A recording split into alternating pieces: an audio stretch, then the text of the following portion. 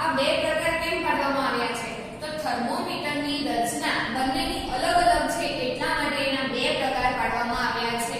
આ બંને થર્મોમીટર છે એ અલગ અલગ વસ્તુનું તાપમાન માપવા માટે ઉપયોગમાં થાય છે. ક્લિનિકલ થર્મોમીટર એટલે શું?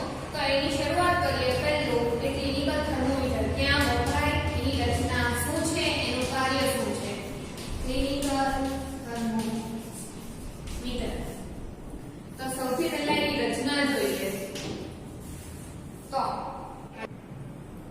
ક્લિનિકલ થર્મોમીટરની રચના એની આકૃતિ જોઈએ તો એ આગળના છેડેથી સાંકડું હશે અને જ્યારે થોડુંક આગળ જઈએ તો એ પાછળના ભાગે કેવું હશે? ફૂલેલું હશે. હવે આ જે નળી છે આ નળી કેવી હશે? તો કે આ નળી કાચની બનેલી હોય છે. હવે આ કાચની નળીની અંદર વધારે એક હજુ એક પાતળી નળી આવેલી છે, એકદમ પતલી હોય, બારીક વાળ જેવી. આ નળીની અંદર અહીંયા આગળની સાઈડ પારો ભરેલો હોય છે. પારો અથવા એને મર્ક્યુરી પણ કહેવાય. પારાનું બીજું નામ છે મર્ક્યુરી. હવે આ થર્મોમીટરની ઉપર અહીંયા અંકન કરેલું હોય છે. અંકનની શરૂઆત 32 ડિગ્રી સેલ્સિયસ થી થાય. 32, 33, 34, 35 થી 42 ડિગ્રી સેલ્સિયસ સુધી એનું અહીંયા અંકન કરેલું હોય છે. અને 37 ડિગ્રી સેલ્સિયસે એક લાલ કલરનું તીર આવેલું હોય છે.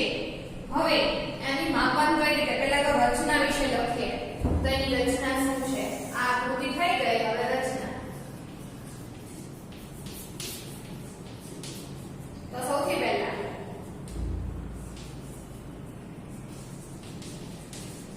ક્લિનિકલ થર્મોમીટરમાં એક વચ્ચે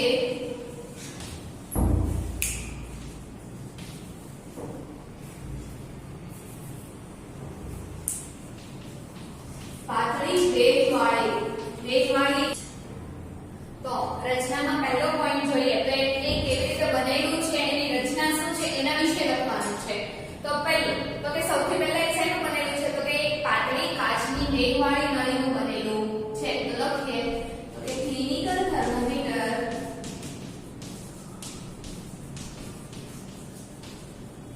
થર્મોમીટરમાં વચ્ચે એક પાતળી વેગવાળી નળી આવેલી છે.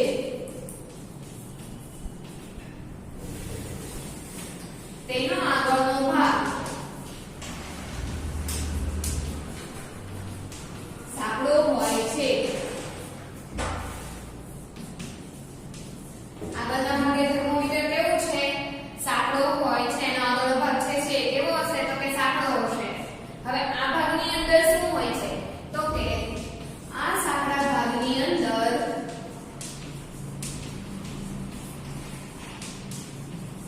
પારો આવેલો હોય છે.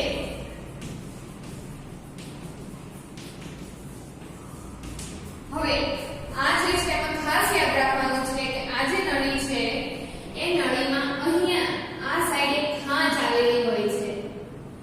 આ શું આવશે? અહીંયા ખાંચ.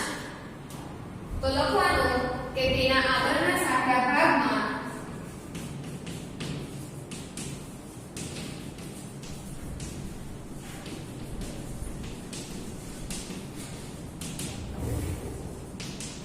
ખાંચ આવેલી હોય છે. પછી અહીંયા અંકન ક્યાં સુધી કરેલું છે? તો કે 32 ડિગ્રી સેલ્સિયસ થી 42 ડિગ્રી સેલ્સિયસ સુધી. સોરી 32 થી નહીં આવે, 35 થી આવશે. 35 થી 46.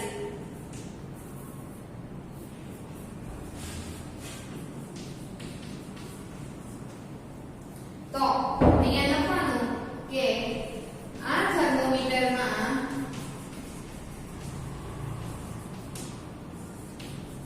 35 ડિગ્રી સેલ્સિયસ થી 43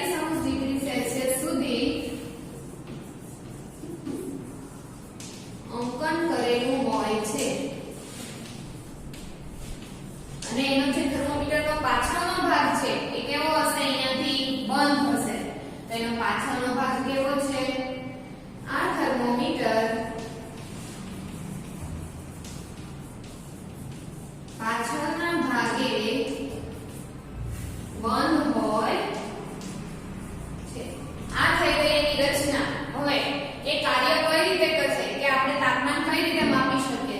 તો ક્લિનિકલ થર્મોમીટર વડે આપણે કોનું તાપમાન માપી શકીએ? તો કે ક્લિનિકલ થર્મોમીટર વડે આપણે શરીરનું તાપમાન માપી શકીએ. એટલે આપણા શરીરને જે તાપમાન છે આપણા શરીરનું એ તાપમાન માપવા માટે આ ક્લિનિકલ થર્મોમીટરનો ઉપયોગ થાય છે. તમે ડોક્ટર પાસે જાઓ તો તમને વધારે તાવ આવતો હોય તો એ શું કરશે? થર્મોમીટર લઈને તમારા મોઢામાં મૂકશે અને એનાથી તમારા શરીરનું તાપમાન માપે છે. તો એ તાપમાન માપવા માટે કઈ રીતે કાર્ય કરે છે તેનું કાર્ય જોઈએ. તો સૌથી પહેલા કે જ્યારે તમે કોઈ પણ વખતે થર્મોમીટર વાપરો તો સૌથી પહેલા એનો જે આગળનો ભાગ છે એ તમારા મોઢામાં મૂકવાનો હોય. તો એ આગળનો ભાગ જો ખરાબ હશે અને જંતુવાળો હશે તો તમારા મોઢામાં મૂકે તો તમને વધારે તાવ આવશે. તો સૌથી પહેલા શું કરવું પડે કે જે મોઢામાં મૂકવાનો જે ભાગ છે એને શું કરવું પડે? જંતુ રહિત એટલે કે જંતુ રહિત કરવું પડે. એટલે કે આગળથી એ બધા જે જંતુઓ ચોંટેલા હોય એને સાફ કરવા પડે. તો સૌથી પહેલા પ્રક્રિયા શરૂ કરીએ આપણે કાર્યનું શરૂ કરીએ એ પહેલા શું કરવું જોઈએ? તો એનો જે આગળનો છેડો છે એને જંતુ રહિત કરવો જોઈએ. એટલે થર્મોમીટરના આગળના ભાગને જંતુનાશક વડે સાફ કરવામાં આવે છે.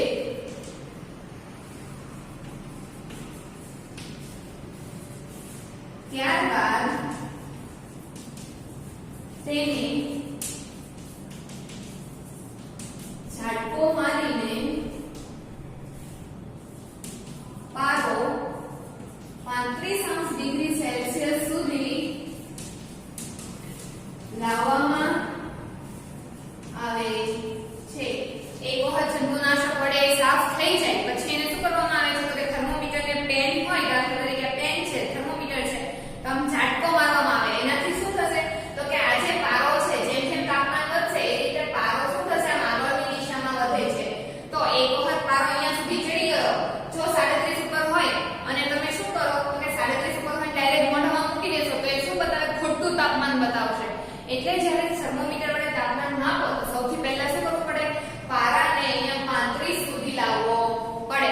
એટલે એને શું કરવામાં આવે? ઝટકો મારી અને શું કરવામાં આવે છે? એને 35°C સુધી લાવવામાં આવે છે. પછી શું કરવાનું? આ જે થર્મોમીટર છે તેને જીભની નીચે મૂકવામાં આવે છે. હવે થર્મોમીટરને જીભની નીચેના ભાગમાં મૂકવામાં